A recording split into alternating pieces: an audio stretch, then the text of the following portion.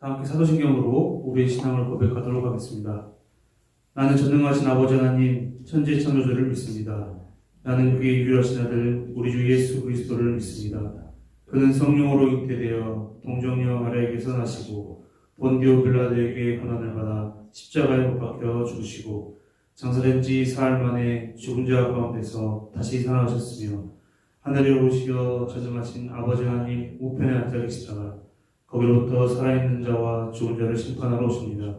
나는 성령을 믿으며 거룩한 공교회와 성도의 교제와 죄를 용서받는 것과 몸의 부활과 영생을 믿습니다. 아멘.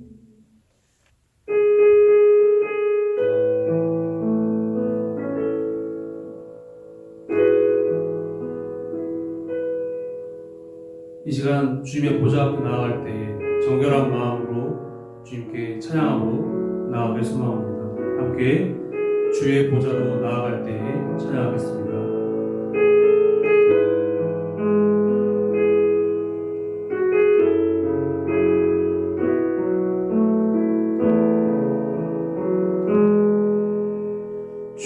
주의 보좌로 나아갈 때에 어떻게 나가야 할까? 나를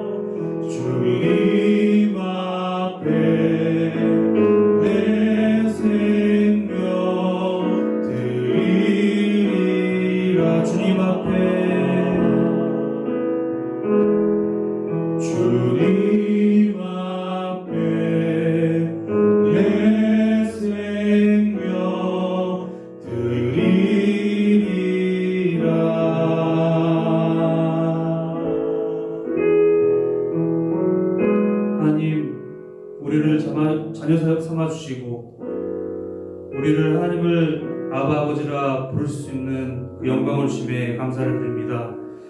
예수님의 그 존귀한 피로써 새 생명 얻은 우리 온전히 우리의 영혼이 우리의 심령이 충만하게 주님의 영광을 드러내는 삶이 될 수 있도록 인도하여 주시옵소서. 감사드리며 예수님의 이름으로 기도합니다. 아멘. 하나님께서 우리에게 주시는 말씀은 갈라디아서 1장 11절에서 17절 말씀입니다. 제가 가진 성경책으로 신약 302페이지입니다. 봉독하겠습니다. 형제들아, 내가 너희에게 알게 하노니 내가 전한 복음은 사람의 뜻을 따라 된 것이 아니니라. 이는 내가 사람에게서 받은 것도 아니요 배운 것도 아니요 오직 예수 그리스도의 계시로 말미암은 것이라. 내가 이전에 유대교에 있을 때 행한 일을 너희가 들었거니와 하나님의 교회를 심히 박해하여 멸하고 내가 내 동족 중 여러 영갑자보다 유대교를 지나치게 믿어 내 조상의 전통에 대하여 더욱 열심히 있었으나 그러나 내 어머니의 태로부터 나를 택정하시고 그의 은혜로 나를 부르시니가 그의 아들을 이방에 전하기 위하여 그를 내 속에 나타내시기를 기뻐하셨을 때에 내가 곧 혈육과 의논하지 아니하고 또 나보다 먼저 사도된 자들을 만나려고 예루살렘으로 가지 아니하고 아라비아로 갔다가 다시 다메섹으로 돌아갔노라. 아멘.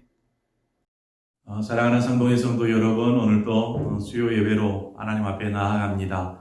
어느 곳에서 드리든지 하나님께서 우리가 드리는 예배를 기쁘게 받아주실 줄 믿습니다. 오늘도 전심으로 하나님을 예배하는 우리 모두가 되기를 바랍니다. 오늘 말씀, 본문의 말씀은요, 갈라디아에 있는 모든 성도들에게 사도 바울이 자신의 사도됨을 변호하는 그러한 내용을 담고 있습니다. 왜 바울이 자신의 사도됨을 변호하고 있을까요? 그것은 거짓 교사들이 사도 바울의 사도됨을 부정하기 시작했기 때문입니다. 단순히 사도됨을 부정하는 것이 아니라 부정 그 이면에는 바울이 전한 복음, 예수 그리스도의 그 복음이 잘못되었다, 거짓되었다라는 주장을 위해서였습니다. 이것이 가장 큰 사도 바울의 사도됨을 부정한 그 이유입니다. 바울이 전한 복음, 그 전한 복음이 무엇입니까? 우리가 간단하게 요약을 해보자면 그것은 예수 그리스도, 오직 예수 그리스도를 믿음으로 구원을 얻는다라는 이신칭의의 교리입니다. 자, 그렇다면 거짓 교사들의 주장은 무엇일까요?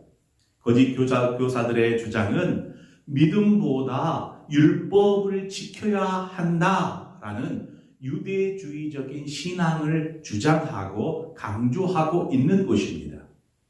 한마디로 믿음으로는 구원을 얻지 못하고 율법을 지켜 행해야 구원을 얻을 수 있다라는 주장이고 교리입니다. 바울의 주장과 거짓 교사들의 주장이 갈라디아에 있는 성도들에게 참 큰 혼란을 일으키기 시작했습니다. 어느 주장이 옳은가? 누구의 주장이 옳은가? 이와 같은 혼란이 오늘날 성도들에게도 동일하게 나타나고 있는 모습들을 보게 됩니다. 어떠한 모습으로 나타날까요? 예수 그리스도를 믿고 있으면서 생각하기를 나는 구원을 받지 못할 것 같아요 라고 하는 이야기를 저는 종종 듣습니다. 누구에게로부터요? 성도들에게로부터. 나는 구원을 받지 못할 것 같아요. 지금 죽더라도 나는 구원을 받아요 라고 생각하시는 분만 우리 아멘 해볼까요? 아멘. 혹여 나는 구원받지 못할 것 같아요 라고 생각되어지시는 그러한 분이 계십니까? 그러면 오늘 귀담아서 말씀을 들어보시기 바랍니다. 구원을 받지 못할 것 같다라고 생각하는 이유가 무엇일까요?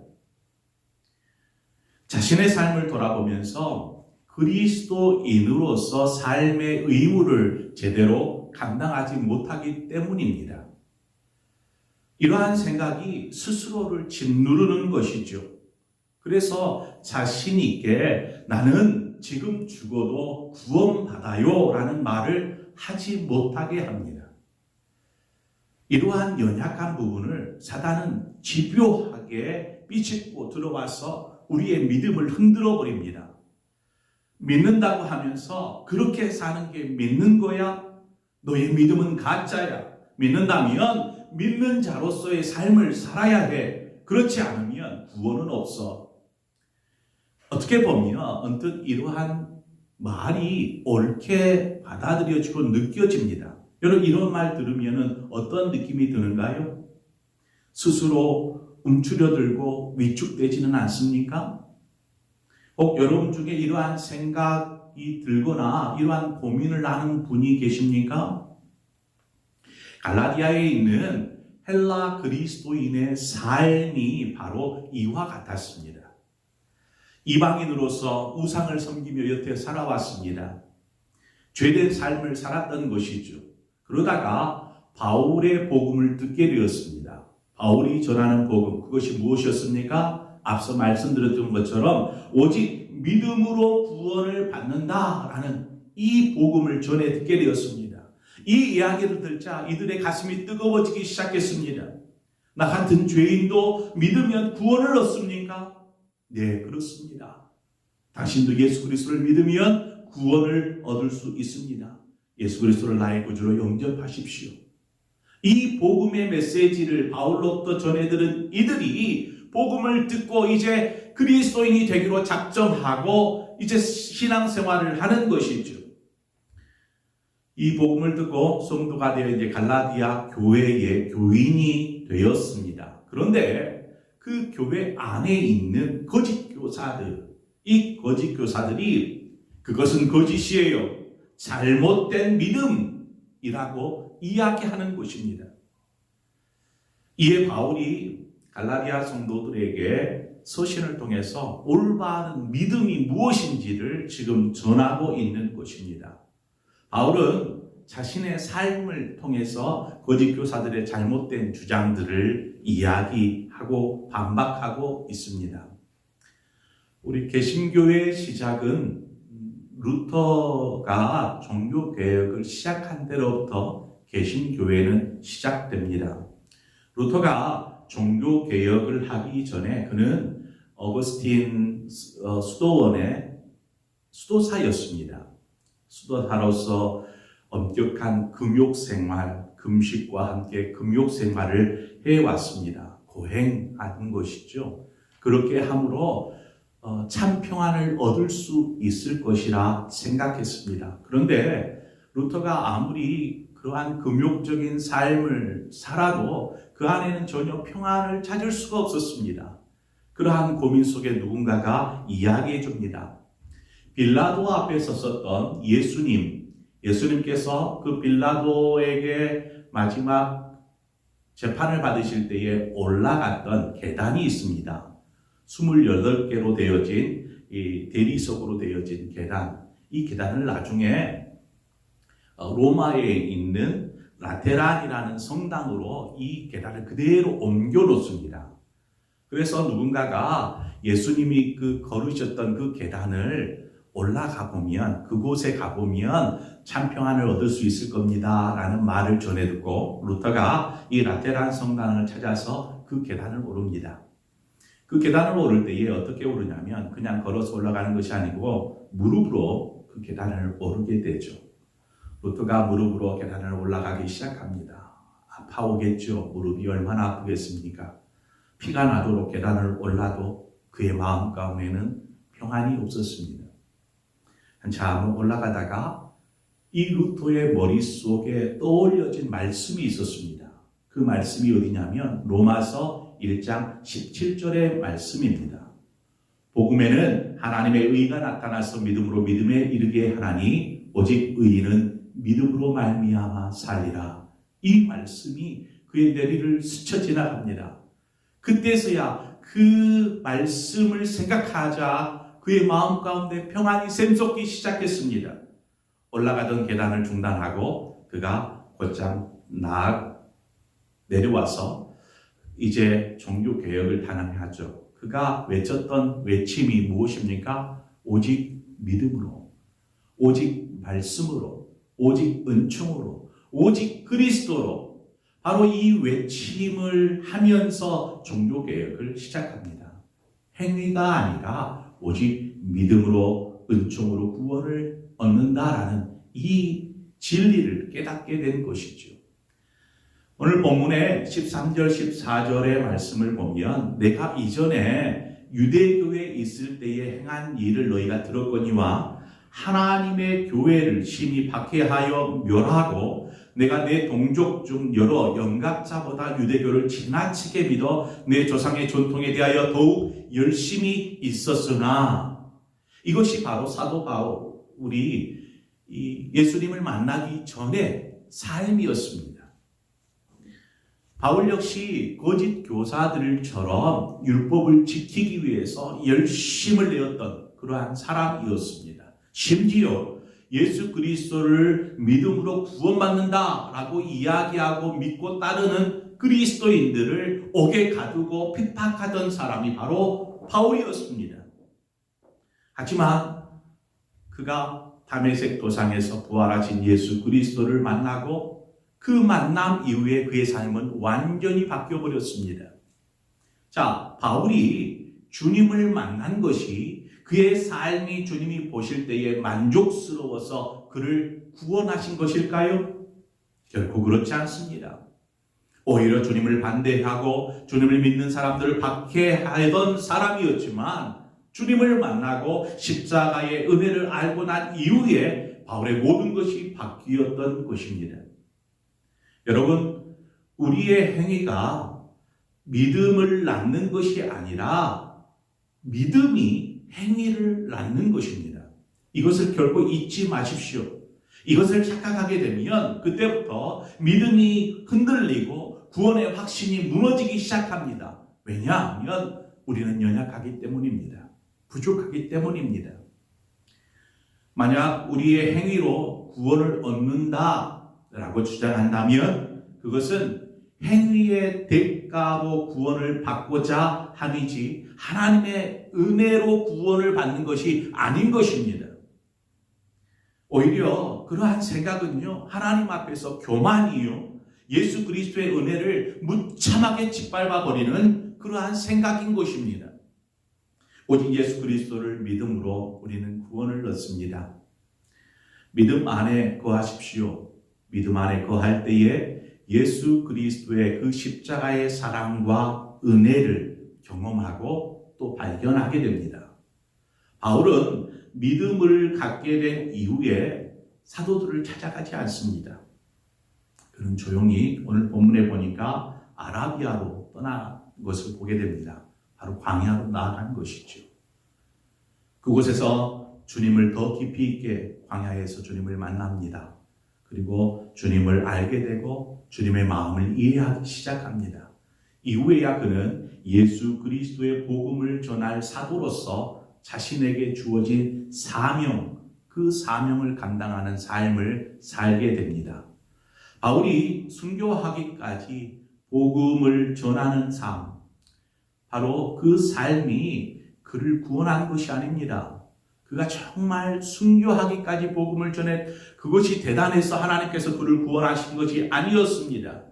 그가 정말 하나님을 대적하고 예수 믿는 사람들을 적대하고 핍박하고 박해할 때 하나님께서 그를 만나주시고 그를 구원해 주신 것입니다. 구원의 은혜를 한번 묵상해 보십시오. 은혜를 깨닫게 될 때 삶의 변화는 찾아옵니다. 삶이 변화되어야 하나님 앞에 올바로 신앙생활을 해야 구원을 얻는 것이 아닙니다. 여러분 이미 여러분 안에 예수 그리스도가 있고 믿음이 있다면 여러분은 이미 구원받은 하나님의 자녀요 백성인 줄 믿습니다. 이제 그 은혜, 그 믿음 안에 거하십시오. 믿음 안에 거할 때 은혜를 알게 됩니다. 하나님이 얼마나 사랑하시는지, 나 같은 죄인도 하나님이 정말 사랑하시는지를 깨닫게 되는 순간부터 내 삶의 변화는 찾아오는 것입니다. 예수 그리스도를 믿는 그 믿음이 그것이 바로 여러분을 구원에 이르게 하는 것입니다. 여러분, 이 놀라운 복음의 진리, 이것을 다른 어떠한 것으로도 바꿀 수 없고 변화시킬 수 없는 것입니다. 이 믿음 안에 거하십시오. 그럴 때에 여러분의 삶은 구원받은 하나님의 백성의 복된 삶이요, 구원의 큰 은혜를 경험하는 그러한 저와 여러분의 모든 삶이 되어질 줄 믿습니다. 이 시간 우리 함께 하나님 찬양하고 싶습니다. 오늘 우리가 함께 찬양할 것은 세상 흔들리고 라는 오직 믿음으로 라는 찬양입니다. 오늘 이 시간 이 찬양을 통해서 우리의 믿음을 고백하도록 하겠습니다. 세상 흔들리고 사람들은 변하여도 나는 주를 섬기리. 주님의 사랑은 영원히 변하지 않네. 나는 주를 신뢰해. 오직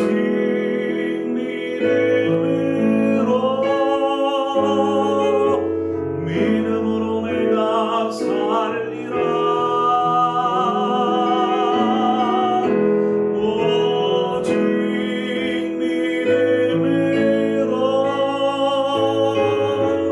믿음으로 내가 살리라. 믿음은 늘리고 사람들 주를 떠나도 나는 주를 섬기리. 주님의 나라는 영원히 쇠하지 않네. 나는 주를 신뢰해. 오직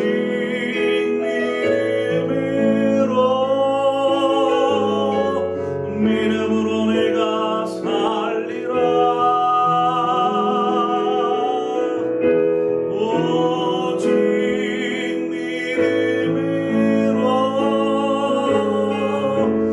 믿음으로 내가 살리라. 오직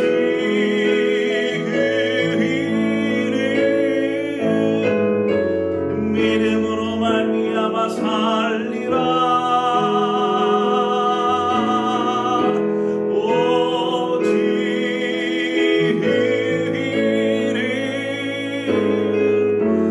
믿음으로 말미암아 살리라.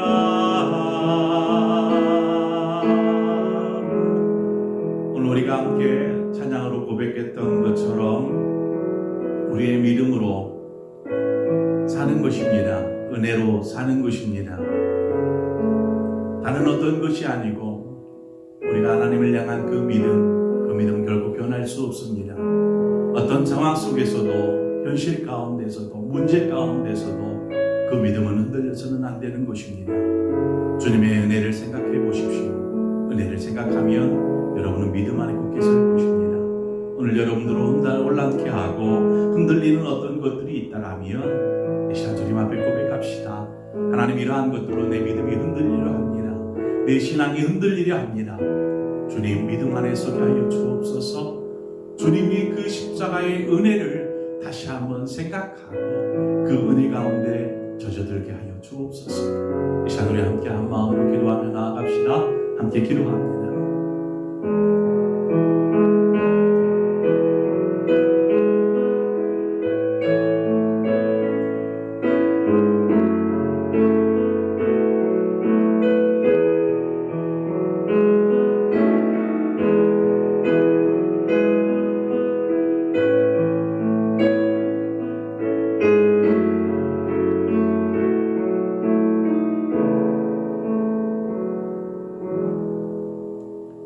하나님 아버지, 우리를 믿음 안에 거한 하나님의 자녀로 삼아주신 것을 감사합니다. 그저 우리가 믿음만을 가지고 있음으로 인하여 하나님이 주시는 그 은혜를 입게 하여 주셔서 감사합니다.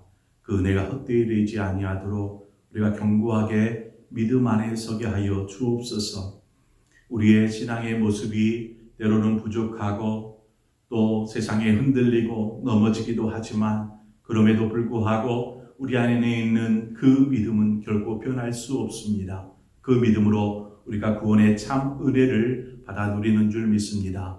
항상 그 은혜 가운데 거하는 우리 상봉의 모든 성도들이 될 수 있도록 주님이 인도하여 주옵소서. 오늘도 각자의 자리에서 예배하고 있는 우리 모든 예배자들의 마음 가운데 좌정하시고 저들이 말씀을 통하여서 또 기도함으로 하나님 다시금 믿음을 새롭게 하고 그 믿음 안에 견고하게 서서 참으로 하나님의 참다운 제자요 그리스도인으로 오늘을 살아가는 우리 상봉의 모든 성도들이 될 수 있도록 인도하여 주옵소서. 예수 그리스도의 이름으로 기도하옵나이다. 아멘.